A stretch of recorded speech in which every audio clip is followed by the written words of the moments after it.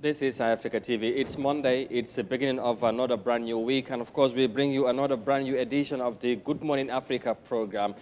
It's the 5th of September 2022. Welcome for, of course, the week's premiere edition. If you are joining us for the first time, make it a date with us. We are here every week from Monday to Friday to discuss on all the latest developments and happenings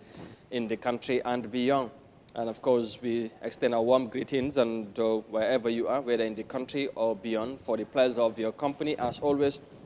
And of course, we hope you had a great weekend. Of course, as we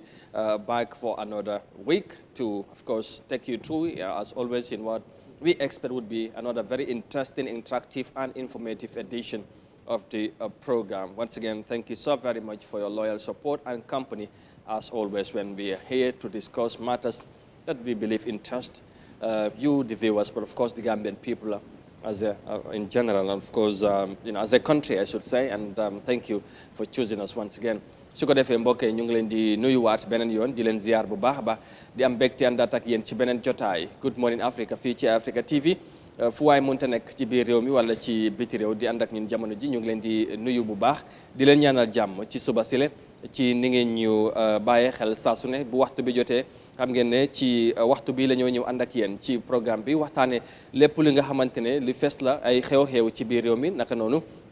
digtal leen suñ ay xibaar mu nekk li nga xamante ne mooy li am solo ñu ngi leen di ziar bu baax di leen ñaanal jàmm surtout ñi nga xamante ne ñu ngi tawat nekk ci kër yi wala ci hôpital yi fu ne ci réew mi ñu ngi leen di bàyyi xel bu baax a baax ñaan yàlla delloo leen seen sago ci noonu tamit la ñoo bàyyi xel ñi nga xamante ne ñu ngi am nattu nekk ci kaso yi fu ne ci réew mi waaye surtout ñi nga xamante ni ñu ngi fale ci Mile Two Central Prisons di ñu bàyyi xel ñoom tamit suba bu nekk di ñu wettali ko di ñu gunge ñoom itam ñu ngi leen di bàyyi xel bu baax a baax di leen ñaanal jàmm di ñaan yàlla teggi nattu bi wala nattu yi ñu mun a dellusiwaat seen ay njaboot seen ay activités yàlla mën na ko yàlla def fu waay mënta nekk beneen yoon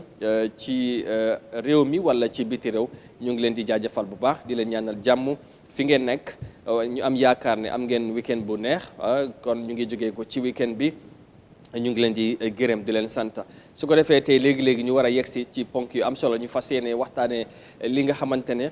jamono surtout ci weekend bi xewoon na te ñëpp amoon ci jafe-jafe mooy ñàkkub essence bi nga xamante ne xewoon na waaye nag ci samedi bi ci ngoon nguur gi gannaaw bu ñu waxtaanee ak jaaykat yi essence yi compagnie of course nangutu amoon na ba tey jaayaat bi dooraat na ci biir réew mi depuis boobu ba léegi su ko defee nañ ci def taxaw seetlu jàngat li waral jafe-jafe yi lan lañ ci war a mën a jàngat ak taxawaay nguur gi surtout ndax génne woon nañ bataaxal gannaaw nangutoo bi mu amee nañ leen ko digtal bu kanam tuuti incha allah ci jotaay bi nañ ci addu tamit ci wàllu GCCI ba léegi ci business ndax ñoom tamit demoon nañ ci ajjuma ji amal seen election pour tànneef ki nga xamante ñoom ñooy jiite mbootaay boobu ci loolu nañ leen dikkal développement yi ci am ak yenn kaddu yi nga xamante ni jotoon naa fes ci ndaje moomu gannaaw bu élection yi jeexee nañ wax tamit ci wàllu nawet bi ak mbay mi xam ngeen ne ñu ngi ci nawet yàgg nañ koo wax dafay am solo saa yi nekk ñuy waxtaan ci wàllu mbay mi waaye surtout li ko yaatal wala li ñoo waxee diverse agriculture mooy li nga xamante ne mooy yaatal mbay mi ci yenn fànn tey ci wàllu kasu bi tamit nañ ko laal incha allah bu ci kanamee am na kenn ki nga xamante ne si lay yëngu sekk nañ moom ak waxtaan nañ déggee ci moom su ko defee ñu waxtaanee ko su ko defee ponk yi ak yeneen la ñoo waxtaanee tey ci jotaay bi bu ci kanamee incha allah ñu yaatal ko bu baax ba di leen gërëmaat bu baax beneen yoon ci safoo bi waaye tamit ci kóolute bi waaye laata ñuy xuus ma bàyyi suma gars yi di nuyu waaye di profité rek di yeesal suñ njaal si suñ of course si suñ xarit suñ broda di Umar Bul Touré ki nga xamante ne mu ngi liggéey ci Gambia Ferry Service ñàkkoon doomam ci weekend bi jëfi ajuma démb lañ ko jébbal borom ñu ngi ko jaale njaboot bi ak ay xaritam famille bi yëpp ak képp ku nga xamante ne kooku lay bokkal liggéey foofu ci Ferry Service waaye tamit ci yëngu-yëngu mooy def ci réew mi ci yu bari bokk na ci lambu famille lambu ndax xam ngeen ne def day taxaw xale yi bu baax a baax ñu ngi ko jaale ci doomam bu mu ñàkk ñaan yàlla xare ko àjjana may ñu xolli muñ ndax moom suñu waay la ñun yëpp a ñàkk su ko defee gannaaw loolu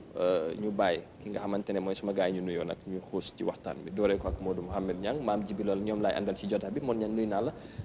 naka suba si alhamdulilah Amadou maa ngi laay fay maa ngi laa nuyu maam duñu lay ñuy seetaan Africa TV fu ñu munte nekk si réew mi ak ñu nekk bitim réew yëpp di fi taataane seen xibaar yi wér te fii si Africa TV ñu ngi leen di nuyu amaan nañ bégte sant borom bi bu ñu may wér ak tal bañ ñëwaat fii tey nar a ànd ak askan bi indi leen ay xibaar yi wér te woon am na ñu koy aar ñu ngi ñëw Amadou tënk na fi ponk yi am solo ci kanam tuuti dinañ déglu ci yaatal gi ak faram fàncaay pour once again comme na ko waxee rek jaale mbokk ahlu lamb nag ñi si ñàkk dañuy def lu bëri. waaw wax nga dëgg. ko Omar Bour Touré comme xale doomam bu jigéen bu mu ñàkk a Oumy Touré di ñaan yàlla xale bi yàlla na mottale ji ndawam si arjuna yi gën a koowe si barke Seydina Muhammad. ok ba bàyyi nga ma ñëwaat ma bàyyi maam mu continuer den yow ma ñëwaat ci yow nga continuer li nga xamante ne mooy seen maam ji bi ñu bàyyi la yow tamit nga nuyoo naka suba si. alhamdulilah Amadou maa ngi lay fay di am mbégte ak kontaante di sant yàlla julli ci Seydina Muhammad sallallahu alayhi wa sallam sant suñu ñaari waajur sant bépp waajur sant kilifa diine ak kilifa aada yi nuyu staff ak management bu kër gi jaajëfal ñëpp ñi nga xam ne ñu ngi toog seen kër yi dañu seetaan ak ñi nga xam ne ñu ngi topp ci suñu social media plateforme yëpp ci biir réew mi ak ci bitim réew ñoo ngi leen di nuyu di leen ziar di nuyu staff ak management bu kër gi nuyu soppay Maam Jibi WhatsApp group nuyu góor jigéen mag ak ndaw njabootu si Sawarekunda family suñu waajur bu jigéen suñu soxna ak suñu rakk suñu jarbaat ci kër ga ñu ngi leen di nuyu di leen ziar noonu la ñuy fësale suñu kàddu njaal fi ngeen ko daanelee foofu leen koy dooree rek ne xaaloo inna lillahi wa inna ilayhi rajiun si suñu borom la ñu jógee ci moom la ñuy dellu suñu oncle buur mi nga xam ne moo ñàkk doomam ñu ngi koy jaale di bokk ak moom méttit bi di ko jaale njabootam ak njabootu ay gorom muy Cissé Kounda ñëpp ñu ngi leen di jaale tam fi ña ngi doon waxee léegi suñu wëllëre Abdoulaye Diop nekkoon first vice président bu Gambia Wrestling Association ci force executive Serigne Faye Thiam nekkoon coach bu Baara nekkoon regional chairman bu Baara ñu ngi koy jaale moom itam démb la làqu di ko jaale système ramu di ko jaale leket bu Baara ak njabootu Baara yëpp noonu itam la ñuy jaale Alaaji Samba moom itam waajuram bu góor démb la noppaleku mboolem ñi ñàkk ñu ngi leen di bokk ak ñoom jaal di bokk ak ñoom tiisi di xam ne aduna demee nu mel gën a yeesle la waaye gën a métti le amul ndax aduna moom kullu nafsin saayixatil mawti la bakkan bu ñoom dund dina ñoom dee ñu bàyyi la rek nga continuer ñi xaar ponk yi gën a fës ñi yaatal faram-fàcce ñëpp ñuy sopp jotaay ji di ko topp fu ñu mën a nekkee ci biir réew mi xalangu dajul suuf bu ñu limee dañuy juum jàpp leen ñu koy di leen ñaanal te di ko sakku ci yéen xam ne suñu xel mutul suñu xam-xam tolloowu fa waaye yéen a ñu mën a mottali foo leen mën a nekkee. jërëjëf foog naa ne mooy ñan tamit affaire yi baax na mu ñu bàyyi la nga daaneel nuyoo bi dañ ci ko def. waaw taw na si ñun ñëpp lañ lay jaale rek ñaan yàlla ñëpp waaw yàlla xaaral ñoo wan yëpp ñoo bokk waaw ñoo bokk dafa am luñ bokk lu bari Alaay Samba ku ne xam na ko fi papa nga pàncang la Badou tam yaayam mu ngi jiitu yal na yàlla yërëm ñëpp Ablaye Diop ni ku baax la woon moom tam nekkoon Baara moom tam yal na yàlla yërëm ko leeral kanam ak gannaaw suñu bro tam buur xalem bi yal na yàlla may leen xoli muñ tam yàlla mottale ndawam si àjjana yi gën a koowe noonu la rek yal na fi géej amiin yaa rabbi waaw jërëjëf ñu ngi comme na ko waxee ñaanal leen bu baax a baax su ko defee tamit maso ñëpp ñi nga xamante ne dañ ñàkk seen ay jege ñaale ci fan yi ndax nag aduna tamit moo demee lu nu mel su ko defee masaw ñëpp ñaanal tamit ju jiitu yëpp yàlla yërëm leen te xare leen àjjana gannaaw loolu ñu soobu nag ci waxtaan bi kon ni ma ko junjee woon sànq nañ dooree ci wàllu pétrole bi nga xamante ne ñàkkoon na ci weekend bi waaye ki nga xamante ne mooy GTCI président bi nga xamante ne moom lay tàbbuwaat pour mu jiitewaat mbootaay boobu di Dimas Diop wax na ci laata nangutu di am jël kaddu jëmale ko ci nguur gi ak ñiñ sekkal business bi pour ñu jéem a toog waxtaan naka la ñu indee solution su ko defee ñu ànd ak report bi toppal follow nag ak statement bi nga xamante ne boobu la nguur gi indi now thank you very much once again for joining us and let's start the program because the newly elected president of the Gambia Chamber of Commerce and Industry have called on the government to reduce fuel duties and tax since petrol affects every other industry. Now, it is a mass job highlighted that businesses cannot be expected to subsidize the public, which is not feasible technically. Mafuji Sise has the details in this report.